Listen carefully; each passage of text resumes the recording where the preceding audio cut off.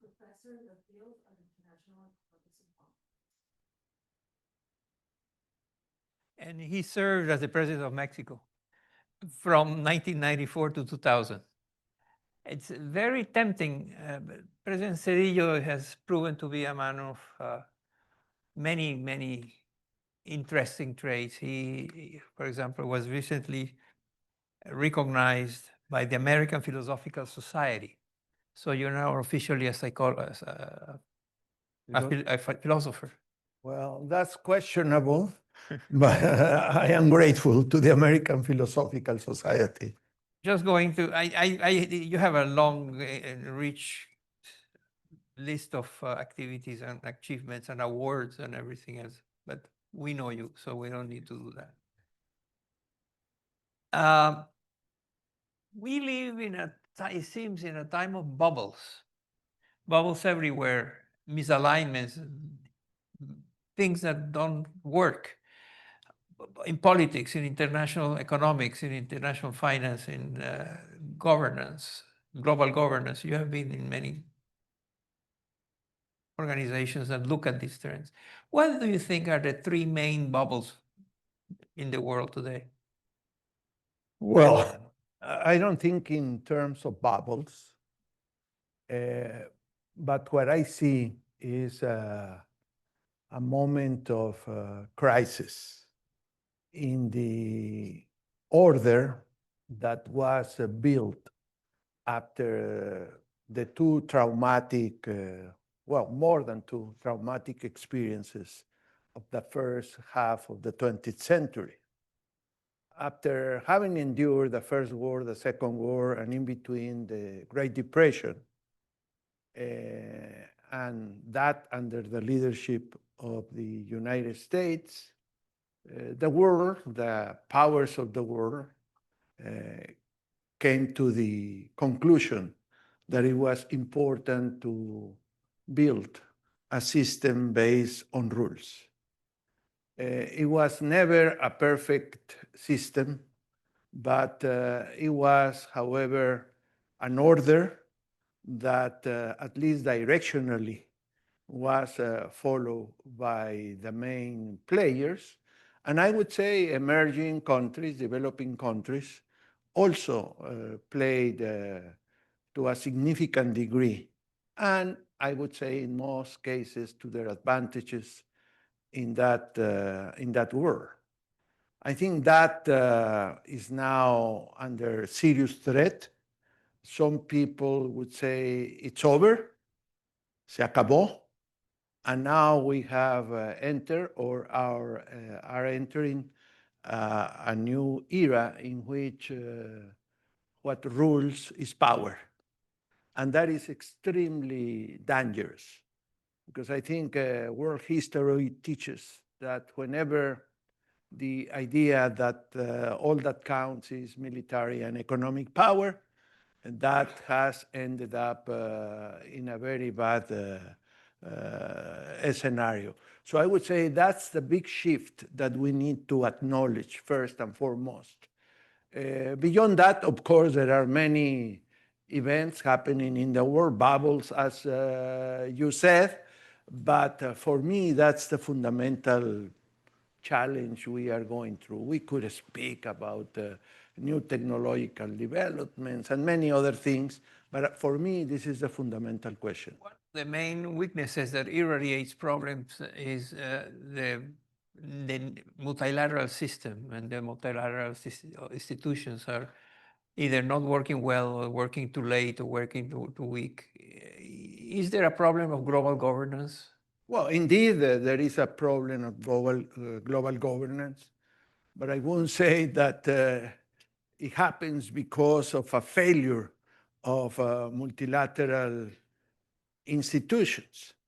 I think since the 1990s, it was very clearly stated that there was a growing gap between the economic interdependence that was developing and the lack of updating the rules not only for economic matters, but also geopolitics. And that gap in global governance, of course, has increased, and nowadays, of course, is huge. But the issue is that what we don't see is the willingness to undertake that governance. On the contrary, what we see is a deliberate desire from the main powers not to have any governance, but the one they think, they believe, I think wrongly, it's in their own benefit. Now, on the question of institutions, well, you know, I remember my dear friend Richard Holbrooke used to have a very funny example. That, you know, blaming the UN for the failure to make international peace and security prevail, and he will give other examples of so-called failures, is like blaming the Madison Square Garden for how bad the Knicks play, right? Well, you know, these multilateral institutions are intergovernmental institutions. That is to say, they only have life to the extent that governments that are the partners in those endeavors decide to make them work. And what we see nowadays is that governments, the powerful ones, don't have the wish to use the multilateral order to address the challenges that the world has. But the failure is not in the institutions, because those institutions cannot be reformed, cannot be improved in all of their aspects if governments that are supposed to give life and governance to those institutions decide to do so. So I think we have to be careful, particularly in places like this, in this cathedral of international relations, to be rigorous. You know, when we speak about the failure of multilateral institutions, that's the surface. That's the tip of the iceberg. I think we have to speak of the failure of governments that don't realize that having good multilateral institutions is first and foremost in their own respective national interests. You have been in many commissions for the improvement of the UN, for a lot of these global governance institutions trying to find a way out of this dilemma, this problem.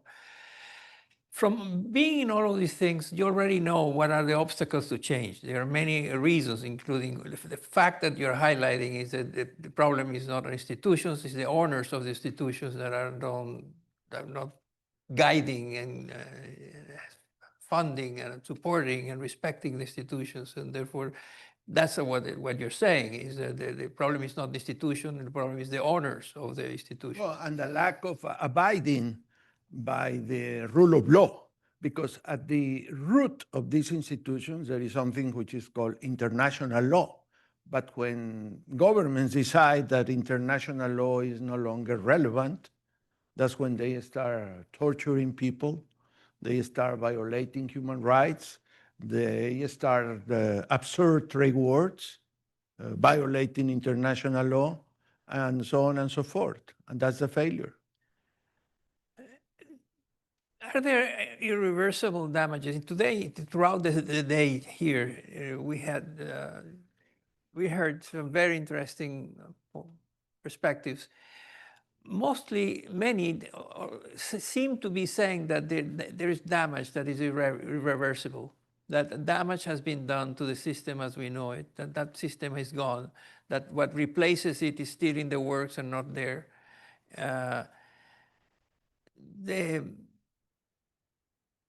So is there a irreversible damage?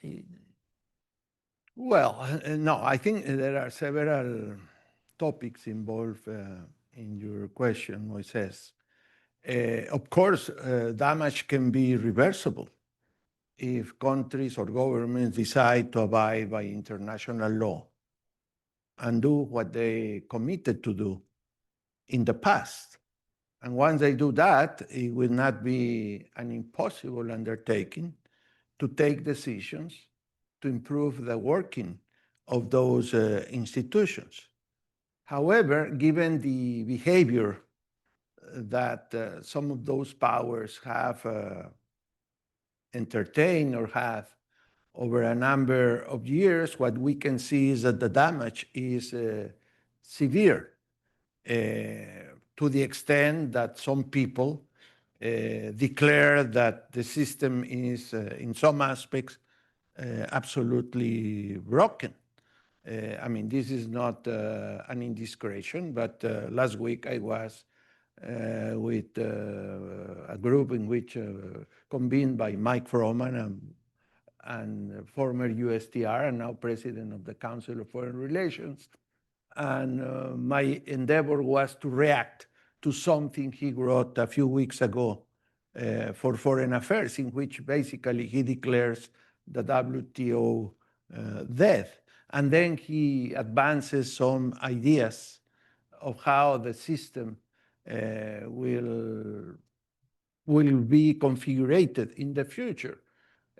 Well, however, you know, once we look at those ideas, at least for me, my conclusion is that it is better to fix the existing system rather than move along, in his case, these plurilateral agreements outside an umbrella, outside a framework like the GATT in its time, or now the WTO, because basically we will have an anarchic world. And uncoordinated, incoherent, and I think very ineffectual. Furthermore, in his idea, it will be the US leading the agreement of these plurilateral instruments. And I said, my friend, sorry, that train left the station already. There is, I mean, under the present conditions, the United States cannot lead practically anything that has to do with a new order based on rules. One of the articles that was mentioned today here was one about the end of alliances. Who needs alliance is the point, no? And if we don't have alliances, you have bilateral, highly interpersonal, transactional kind of policy making and policy decisions. Do you see that the end of alliances as part of the trends now, or alliances will come back? Well, people who opine that maybe are thinking that arrangements like those used by organized crime, la mafia or the Mexican cartels, for that matter, are better for governance. I disagree. You know, I think you have to have a legal foundation. You have to have institutions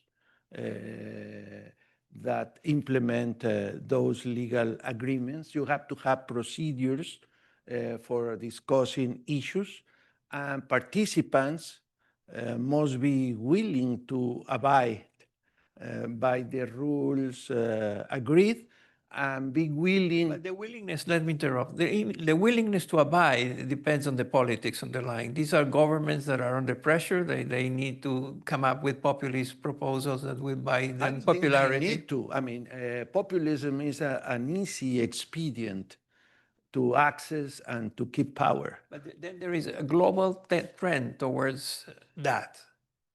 When you say there is not a good predisposition to make multilateral organizations work because governments that own and are not abiding using you, well, why? How come? What's your solution to that? Well, obviously, I'm not in the business of providing solutions. Otherwise, I would be very rich as a consultant. But no, I think we need to go back to basics. Do we believe in certain universal values that we inherited from the Enlightenment? Have we understood traumatic historical experiences that humanity have gone through, do we understand that interdependence and governance has provided enormous opportunities to humanity to achieve human, economic, and political progress? If we understand all that, well, we have to fight for that.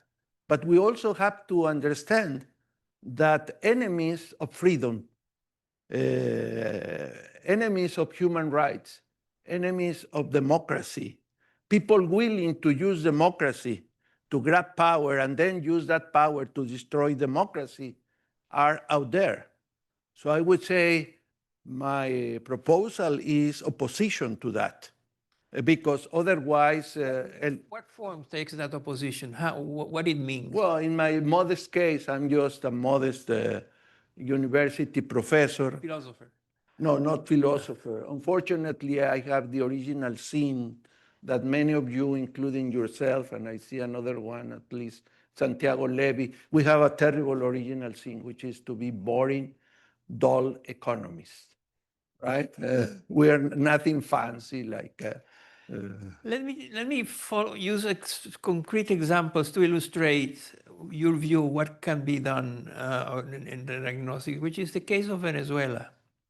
You have a dictator that is entrenched and that is not going to go away unless... You are making a prediction? No, I am. You will be wrong. I'm describing possible scenarios. But how, I'm using that as a case study about the working or not working of international organisms. No, but that's not international organisms. You know what I mean? Well, no, I do hear what you say, but I will, once I was what was his name? His title, the head of the OECD, not Gurria, but the previous one, Johnson from Canada, organized a dinner for me in Paris. And there was a very elegant Venezuelan lady, countrywoman, and she came to me and said, "Oh, Mr. President," this was 2004, 2005, something like that. And she started to complain about Chavez, right? And something told me that there was a rather fishy situation, because I asked her, who did you vote for in 1999? And she said, well, Chavez. Okay. When he submitted the new constitution for approval, did you say yes or no? She said, yes. When he got reelected under the new constitution, who did you vote for? She said, well, Chavez. I said, well, but things have changed. And I said, lady, maybe you deserve to have Chavez for 20 years so that you learn, because you betrayed democracy. That man not only was the head of a coup d'etat, but he tried to kill President Perez. And you know the story, of course, better than me. And how can you, in your right mind, can go and elect a person like that as president of Venezuela, right? Well, my answer is, to have democracy, you need citizens who believe in democracy. And that's what we have to fight for.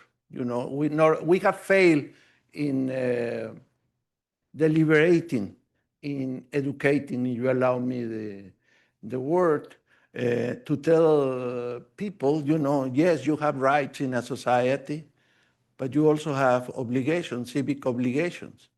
And I think in countries where autocratic leaders have emerged, yes, they are a pathology in this century. But I think the biggest pathology is in the citizens who elect them. If Trump calls you and says, tell me what to do with Venezuela, what would you tell him? No, President Trump will not call me. I'm sure. Maybe they will call me for another reason. I live on a 1-year visa. So, so I have it. I carry it with me now. If you don't believe, show it to you so that you don't, I have it with me, okay? So, yeah, that would be the only, no, President Trump, no, I would say, yes, I would say something, foreign intervention, particularly from the Americans in domestic political affairs in Latin America, has most of the time, about 99%, been a failure, including, by the way, Venezuela. In 2002, in March, I guess, or there was an internal situation in Venezuela. Chavez was out. Actually, very easy. He took a plane and asked to be sent somewhere. Said, okay, bye-bye, me voy, right? And 2 or 3 hours later, the US ambassador, for no reason, I don't think he even had instructions from Washington, went out and made a statement attacking Chavez and celebrating that Chavez was gone. The consequence of that is that Chavez was back in Caracas a day or two after. So I once told Fidel Castro that he should build a monument to Uncle Sam in the Havana Malecón, because only thanks to Uncle Sam he could have stayed that long as dictator of Cuba. Of course, he was not happy when I said that. But I absolutely believe, that if you want to keep a dictator in Latin America, have him being supported by the US government. You mentioned that you observed that democracy is under threat, is undermined, in some places has disappeared, and it's no longer, you cannot call that country a democracy. You said that of Mexico. You said Mexico is no longer a democratic country. Yeah, I have said it and written it, and we'll keep saying it until things change in Mexico. I would say that constitutionally, this is not only de facto. Mexico has stopped being a democracy. When you have a situation in which a party gets a qualified majority in Congress to change the Constitution through frauds to the Constitution, against the Constitution, when you have a situation in which that party from Congress, and of course under the initiative of the executive, disappears the judiciary, not only the federal, by the state judiciary, and replace it by a judiciary de facto appointed by the government, when you control through various tricks the electoral institutions to control the elections and the result of the elections, when you give the army the national police and give the army the authority to investigate common deviations or faults against penal laws, when you enlarge what is called the preventive prison, when you limit significantly the habeas corpus, the derecho de amparo, so that you can imprison citizens practically for no reason and go against their individual and property rights, when, in a word, you no longer have checks and balances of the executive power, and you have the means to control the results of the election. Well, if you dare to call that democracy, then there must be something with your definition that you are using. And that is what has happened in Mexico. Even worse, they have approved something that they call misleadingly constitutional supremacy, by which decisions to change the Constitution by Congress cannot be reviewed by a constitutional tribunal. That's unique in the world.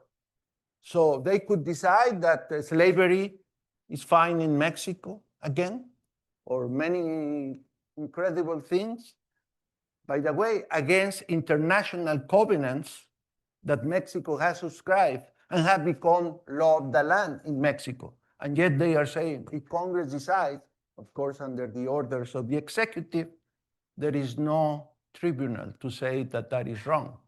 Well, all of that, of course, in my view, constitutes the destruction of Mexican democracy.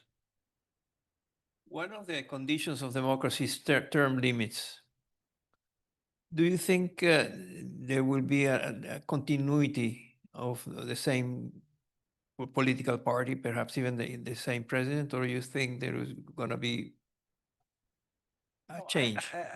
I will question that that's a condition for democracy. What you need to have democracy is a system in which, of course, you need to have elections, but not any kind of elections. You need to have elections with fair conditions for political competition.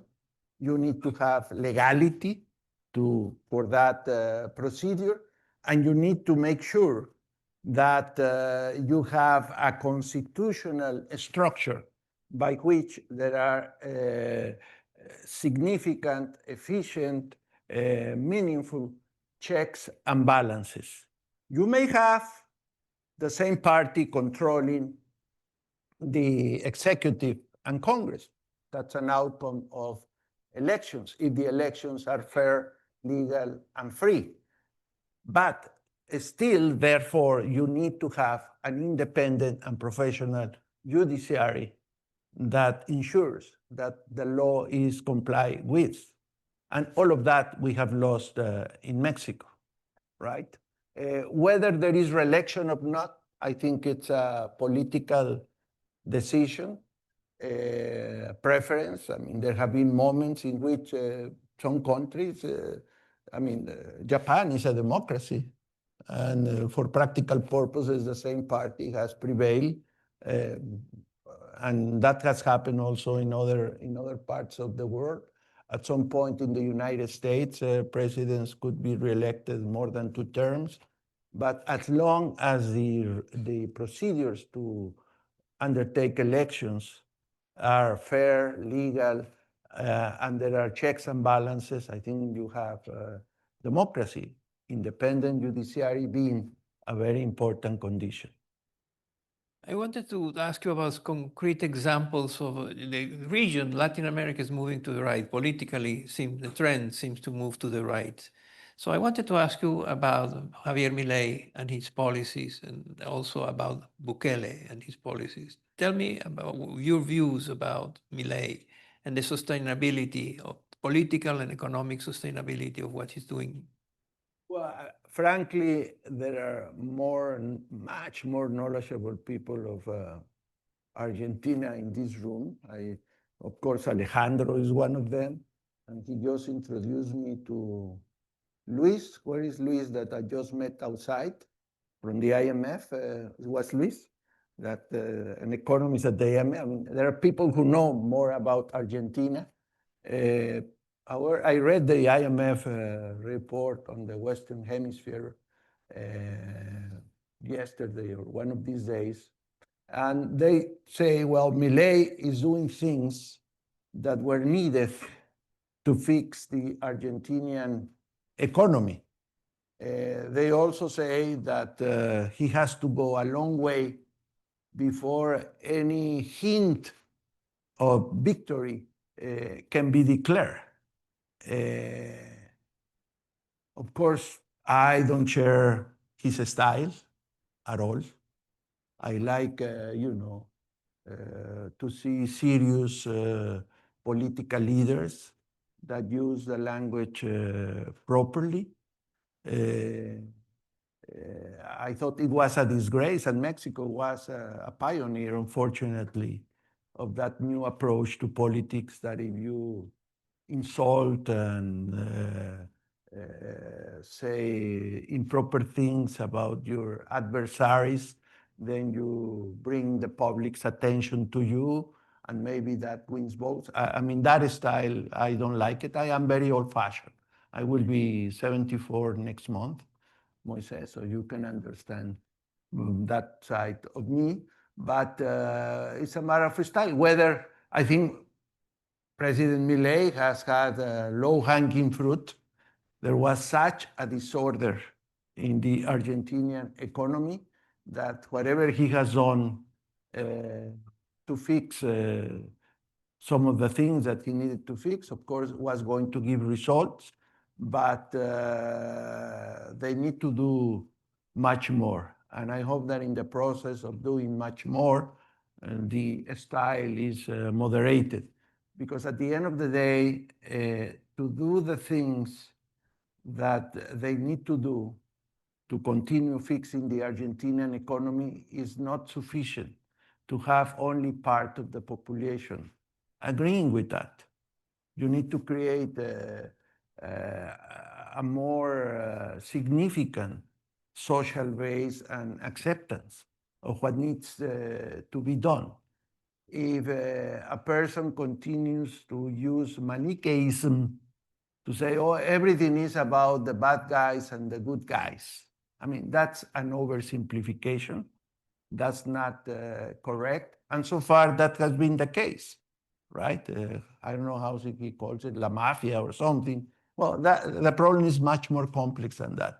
And at some point, it will need even the other political forces to take the measures that are needed to really transform for the better the Argentinian economy, which of course has an incredible potential. There was a recent report on torture in the Americas that singled out several countries where torture is part of the story. That used to be the case in the horrible years of military juntas and things like that. Then it went away. Torture is no longer a political instrument, but is now back.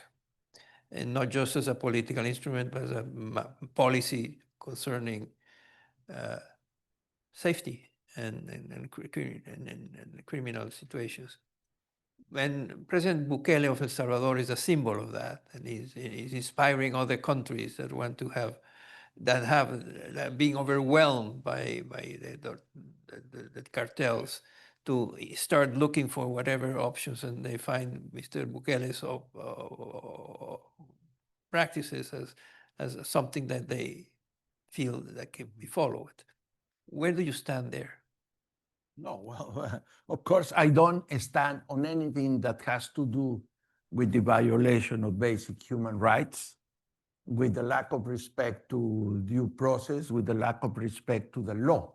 It may be that in some cases, doing all of that, committing those crimes, seem to provide results short term. But in my view, doing that is not long-term sustainable. I think it is more, certainly perhaps more difficult short-term, but more significant in many respects to do the right thing.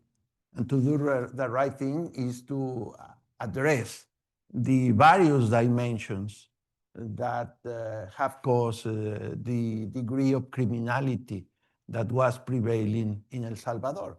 And by the way, do not ignore the external circumstances, because what also happened in El Salvador is that there were a lot of people that were sent back from the US to El Salvador with no provisions to prevent the propagation of criminality.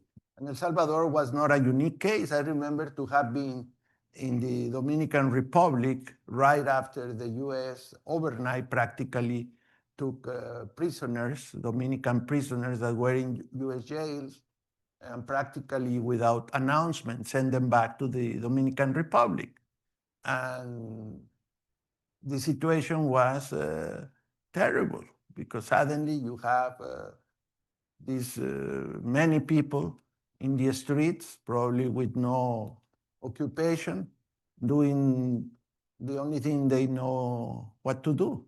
Well, this is when coordination, cooperation comes into play. And the fact is that, Alliances. well, cooperation, yes, coordination, rule of law, and we don't have that. Mhm.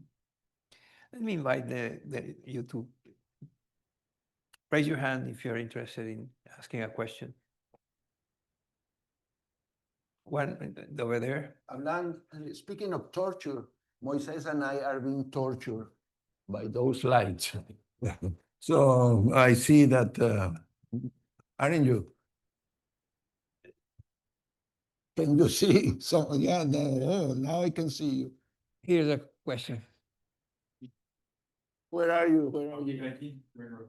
Well, I can hardly see you. Okay. Yeah. Imagine it's the 30th of September 2024, and it is your last day of office of the presidency of Mexico. I'm sorry. What did you say? So assume it's the 30th of September of last year, the last day of No, office. no. My last day in office was November 3rd. No, I don't assume other. No, forget it. Next question. No. Letter, President Sheinbaum's desk, as it is customary here in Washington. What would you read? No, I haven't thought about it. In fact, I wrote my letter on September 15, and I made it public in a way. And it was an accident. I was invited to speak, to make the opening remarks at a meeting that took place in Mexico of the International Bar Association. This Congress, it was 2,000 or 3,000 lawyers from all over the world, got together. They get together periodically in different places in the world, and they asked me to speak there, and it was September 15th. I was planning to speak about the topics that we started to talk about here, international law, the multilateral system, and so on. And then in August, in the summer peace of New Haven, I started to think about what should I write for that occasion. But then I started to get news that something very strange was cooking up in Mexico, that President López Obrador had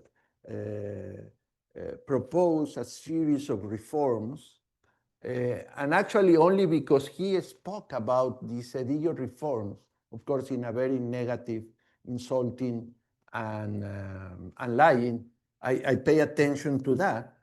And then I started to look carefully about what he was or he intended to do. And I said, this cannot be true. And then I started to inquire further to get information. And I tried to connect the dots, and I think I did, and realized that his project was really the destruction of Mexican democracy. And to make a long story short, practically 15 minutes before the event, I finished writing my remarks. And actually, this thanks to Dr. Google, I wrote it both in English and Spanish. And it was a long speech. I was sorry for the organizers, where basically I denounced what Mr. López Obrador was doing.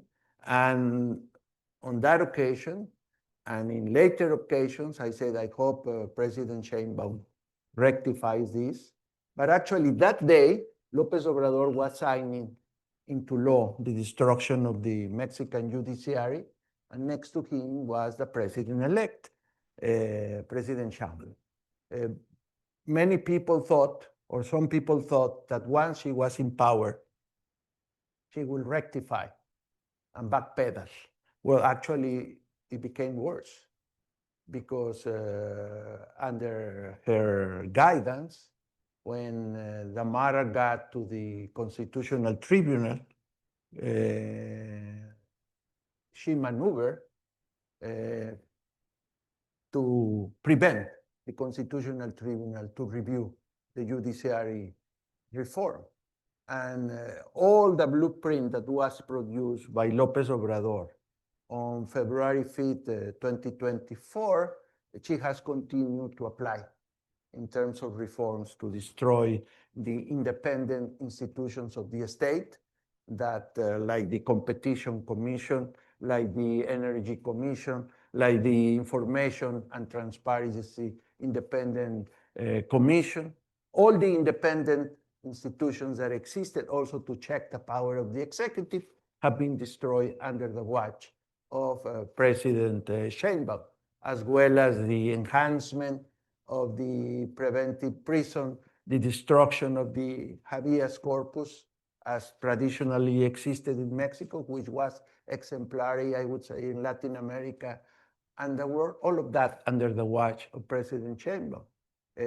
Early this year, in a meeting that I did by video at the ITAM, I said the president is still on time to reconsider, to unify Mexico. She should call the other political parties, her own party, and say, you know, we shouldn't be doing what we are doing because democracy is important for Mexico. And she did it. She keeps going. You were saying something very revealing about President Sheinbaum when we were talking there, Moises. You should repeat it. I mean, No, why are you what I- questioning me? I should question you too. No, no, it's a very easy way to answer. I mentioned the incident, or the situation in which in one of her morning talks, la mañanera, o como se llama. No, you mentioned something which is Entonces, very... le preguntaron a ella en una rueda de prensa, I'm sorry, they asked her in a press conference, what did she think of the fact that Maria Corina Machado from Venezuela won the Nobel Prize? And she looked with disdain and said, no comment. That's what and I thought it was easy to have just said how proud she was that a Latin American woman would be awarded the Nobel Prize. So there's many, many other ways of answering to that question, and she didn't. She picked the one right and delivered it in a very disdainful, deprecationary way. So that's, you forced me to become. I better go to questions. Yes. We'll start here.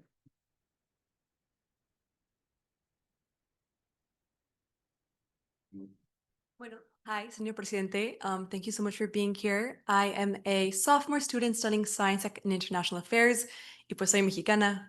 Linking a little bit what you said about Mexico, I know you emphasized how damage can always be reversed, how it's possible to kind of potentially in the future backtrack from this democratic backsliding that Mexico has witnessed. But you also emphasized the role that Mexican society plays, that these are people who were voted for, that there are certain elements in their platforms that are catering to the needs, to the desires of the majority of Mexican society. And so while you did stress kind of like this responsibility of society to have like a civic duty to democracy, I wanted to ask, what do you see in the future as being the keystones to change? Well, actually, I haven't said in concrete that the dramatic and very sad Mexican situation has, at this point, a way to be reversed. I haven't said that because I don't see that. Whenever power has been grabbed, like it happened in Mexico, and literally, I think we have had a coup d'etat without tanks in the street. What we have is a party that won an election thanks to democracy, right? Thanks to the reforms that we did in 1995, 1996. They grabbed power, and now they have done everything that is needed for them to stay in power indefinitely. When you have such a situation, it's very tough because what we have seen in the world is that you need long, sustained civil resistance, right? Until the autocrats say that no longer have future there and they look for a way out. And the other way has been, sadly, and I hope it never happens again in Mexico, but it happened once with the Mexican Revolution. I think that's the very sad point we are situated. Right now, it doesn't feel like that. Why? Because Mr. López Obrador put together a political machinery that he copied, frankly, I must say, from my party, from the PRI. But also he mounted a machinery of clientelism. He destroyed social programs. He took money away from education, from health, and created programs to please, people with some transfers, and build into that conditions for political loyalty, just as it was done in Venezuela. I mean, if you go back to 2001, 2002, 2003, when Chavez started to have a lot of money from oil revenues, well, people, the majority were saying, oh, yes, this is good, right? Of course, when the money was exhausted, then they realized how wrong they were. But by then it was too late, because Chavez and his successor had all the tools, repressive tools, propaganda tools, and otherwise, to keep power. And to have elections, by the way, periodically, and to say, they say that if you have elections, you have democracy. That's not true. You have to have certain conditions for political competition to have real democracy. And the next step is when people are really exhausted from suffering a bad government, as the Venezuela probably has been one of the worst governments in history, in modern history. Look at the economic figures of Venezuela. I mean, only Zaire now, Democratic Republic of Congo, has been as bad as Venezuela. Yeah, really, Moises, you are an economist. Look at the figures. Then they say, okay, never mind. Yes, we'll have elections, but then we have, like elections last year, the opposition wins 80%, and they say, I don't care, I won. And if you don't like it, do as you wish. Well, those conditions structurally now exist in Mexico. All these safeguards have been destroyed, and now they can do whatever they want. And I think they will try. Thank you. Next. Hi, my name is Martin Gallardo. I am a Georgetown alumni, and I have a question actually to both of you. Professor Naim, in his book, The Revenge of Power, he wrote about the three Ps: populism, post-truth, and polarization. And the question is, how do you think that the three Ps are affecting the geopolitics of the Americas? And what can we do, like under democracies, to stop the development of those three Ps from autocrats? Thank you so much. No, this is for you. You wrote the book. Contéstalo tú. No, you answer. Very, very quickly, what's happening, I think the root cause of all these things is government underperformance. Governments are simply not performing. Public sector doesn't work well. There are limits to what can be achieved, and expectations of the voters are very, very high everywhere. That's a pattern that is everywhere. Government lack of satisfaction on the part of the voters, and governments that do not deliver. You put that together, and governing becomes very, very hard. When governments cannot do anything else than resort to the three Ps, which are tools to avoid the consequences, of constraining consequences of that. And so you start using populism. The president doesn't like that word, but it's a very powerful explanation that has always been with us, but now has been amplified. I do like it as a category of analysis, populism. Thank you. I'm not a populist, but yeah. So it is. populism is divide and conquer. Populism is give people whatever they want. Try to satisfy in whatever way possible the lack of performance and the lowest and the expectation of the people to which things were, plenty of things were promised.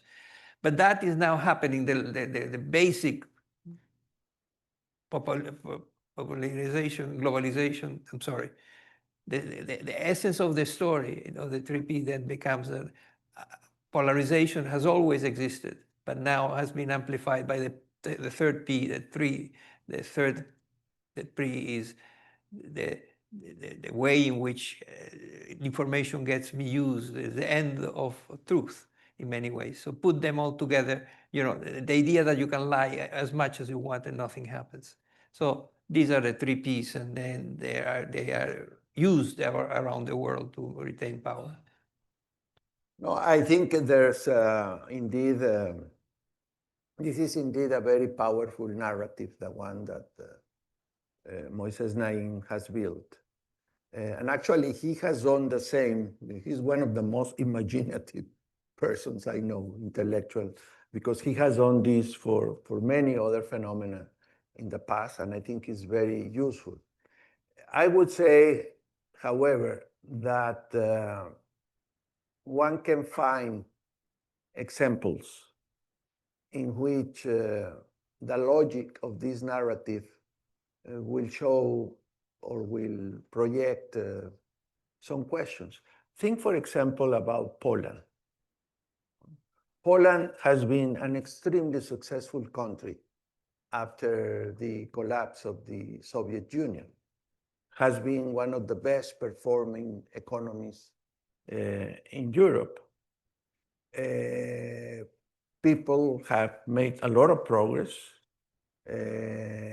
thanks not only for the good reforms that they did after the collapse of the Soviet Union, but also when they joined the European Union. I mean, there will be very little to see in Poland's economic performance for their own people that will suggest that at some point that they will have a populist, anti-European party in power for many years. Only now they have in government, again, a liberal, center-left prime minister. But after electing this fellow, now they have elected a populist president. I mean, it's not necessarily about governments do not delivering. You can have governments that have done the right thing, and yet this polarization and populism is still there. So we have to, to be case by case looking at, because it's more complicated. We're running out of time, but there is a subject and a theme that I would be remiss if I don't bring to the conversation, because you have been a global influencer, global player in all the fights for doing something effective for climate change. Give us your sense. You are a member of several commissions. You have been part of the conversation at the highest levels of governments around the world. What's your current feeling about climate change? Well, of course, I am a believer on the threat of climate change. I have purported some positions which are not mine. They stem from the work of serious people who have influenced me significantly. Professor William Nordhaus, my old professor and also colleague at the university. And sometimes I have been a little bit skeptical of the pace at which international agreements on this matter have evolved. I didn't open any bottle of champagne with the Paris Agreement, because simply I think there was one important ingredient or two important ingredients missing there. Ingredients that, by the way, towards Paris had come into serious consideration, and that was the agreement on pricing carbon emissions globally, carefully but progressively, and the other one was mechanism to enforce whatever was agreed in Paris. Well, ever since, we have seen practically a stagnation of any agreements to move in the right direction. However, I think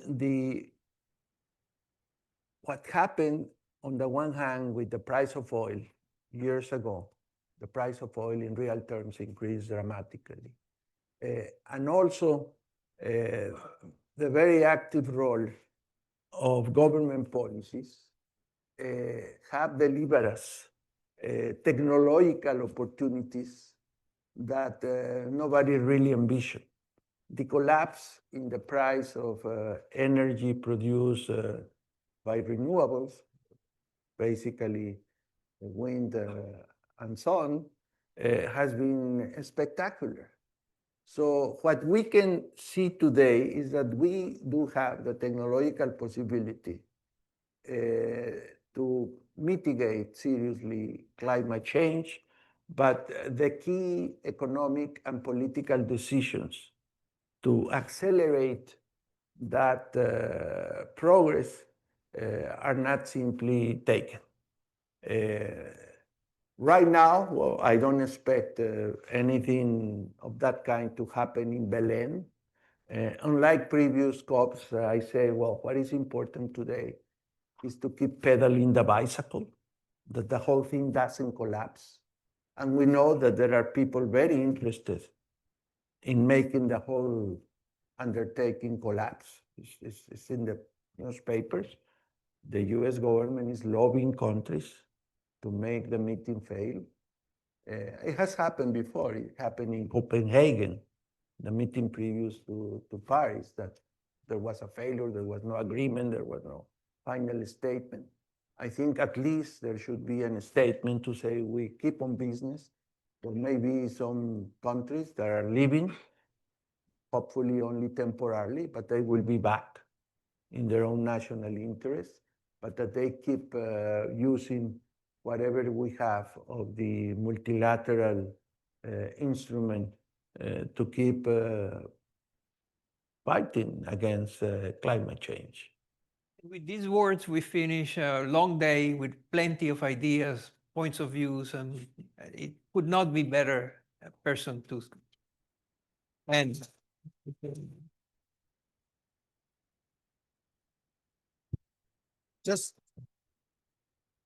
Just a minute. It has been a very, very long day, but let's not leave before thanking Moises, who helped us put together this last panel and the conference, and President Cedillo, who took a train, finishing his class, I think, at 12 to be here with us. And train, you know, no fast trains here. Exactly. And all of you for staying with us for the whole day. It was the first forum, and I think it was a very good agenda and with a lot of engagement from the audience. So thank you very much. Let me just thank on behalf of the Georgetown Americas Institute and the Global Engagement Office, Denise Yanovich, Kate Blansett, Julia Murillo, Mariela Ferrer, Santiago Barros, and all the student volunteers who help us carry this conference through. And let's just give them a round of applause.